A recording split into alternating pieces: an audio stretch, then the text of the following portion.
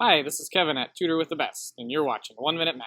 The ambiguous case of law of sines occurs when we know side-to-side angle, and in this example we're going to find out that there are no possible triangles. Here we'll start with a triangle with angle A 30 degrees, side A 7, and we'll call side B 16.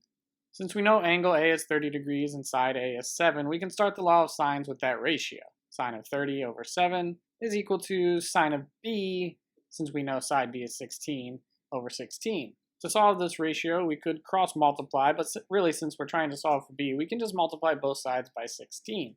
This will cancel out the 16 on the right, and we'll be left with sine of b is equal to 16 sine of 30 over 7.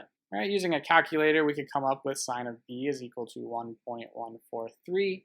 And finally, to find angle b, we have to use the inverse trig function of sine, and we'll find out that this answer doesn't exist. We'll get an error on our calculator. Hopefully this isn't too surprising because we know the sine function has a maximum value of 1 and a minimum value of -1. Hence, when we do this on our calculator and see that it's undefined, we know no such angle b exists, and therefore we have 0 triangles possible, based on the given angles and sides.